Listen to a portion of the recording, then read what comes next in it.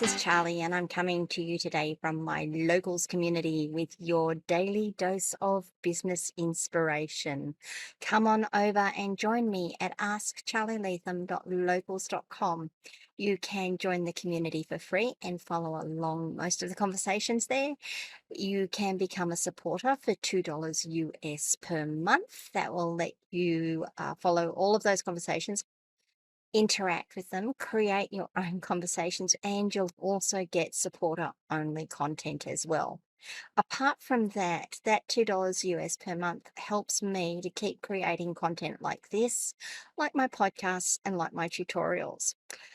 Let's get on with today's daily dose of business inspiration, though, shall we? Because that's what you're all here for.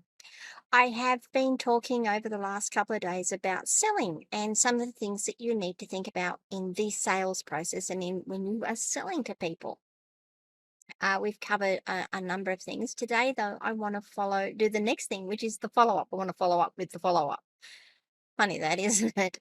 And I want to talk about following up when you've put out a proposal or a quote, or you've given out some information and you want to make sure that it's received, or you want to know if you've got the job or what's happening with it.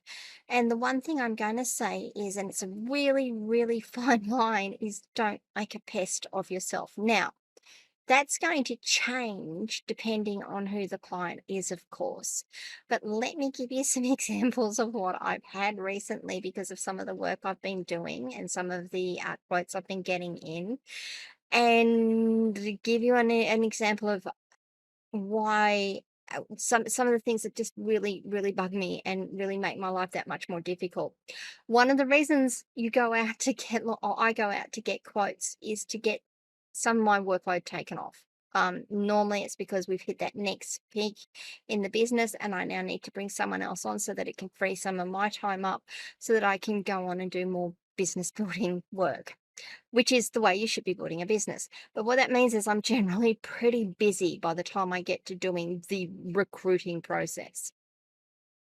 The last thing I want is for a quote to come in the morning and then by the afternoon say, have I got the job? And there's already an IM, have I got the job? Have you made a decision? No, I haven't made a decision yet. And then the next morning I log in and there's an IM immediately. Have I got the job? What's the status?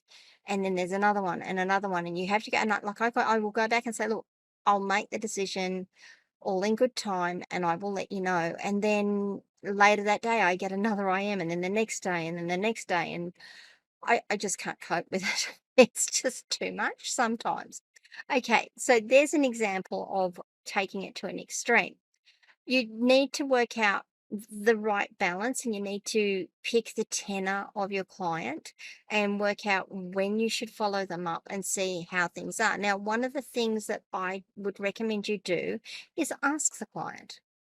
You can send out the quote, give it a day or so, and then just reach out and say, hi, just checking that you have received the quote that I sent.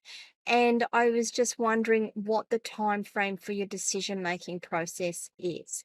Now, you may also want to do that before you send the quote in. Like it's just part of the process of when you're working out the scope of work and you're doing that back and forward so that you can actually provide a quote or provide a proposal or whatever it is you're doing. You might actually say, well, what's your time frame for your decision making? When would be a good time for me to reconnect after I've sent you the proposal? Like you can ask that question. And that actually tells that you're thinking about it. But if you don't ask it then, after you've sent the proposal in, give it a day and just reach out again and say, hey, have you got the proposal? Making sure you've got it, making sure you've seen it. I'm just wondering if you've got any, if you have, just wondering if you've got any questions. And what's the time frame on a decision so that I know when to follow you up again? Now, I know that when I get messages like that, I'll go, look, I just can't do this for another week. It might be a week and a half because I'm looking at my calendars going, yeah, I just don't have the time to sit down and do justice to all of this. And I want to do justice because people have taken the time to give me a proposal. I want to make sure I give them my time to review it properly and make sure I understand what's in it and that it's the right thing. And I'll go back and say, hey, look, thanks. really, I'm looking at a week and a half. Can you hold till then and follow me up then? Feel free to follow me up in about a week and a half, and we'll have a chat about where I'm at. And I might still at that point not have an answer, but at least I've given them a time to come back to me. They know that they don't have to keep pestering me every day, and I know they're not going to pester me every day. I then know also that if they do start to bug me before then, they've not either not understood what I've said or they don't care. Either way, that forms part of my decision-making process. If there's an understanding issue, am I going to have that problem when I'm working with them as part of my team? Is that going to be something that I'm going to have to manage and micromanage? And is that something that I really want to deal with? And if they don't care, well, do I really want them on my team anyway?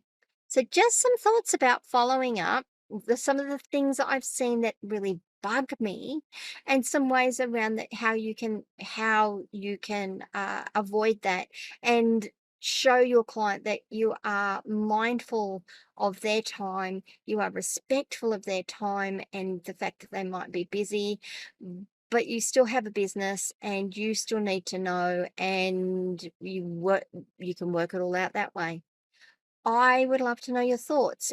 Am I talking rubbish here? Do you disagree? Do you agree? What have you found works for you? What have you found doesn't works for you? What is it that really bugs you when you send out a proposal and you don't get an answer? Or when you send out a proposal and it takes forever?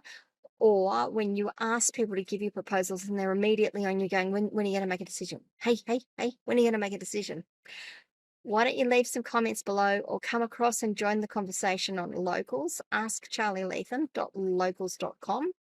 Remember, please, to like this video, subscribe to my channel, ring the notification bell so you can find out when I drop more content. Apart from that, guys, I will see you all tomorrow.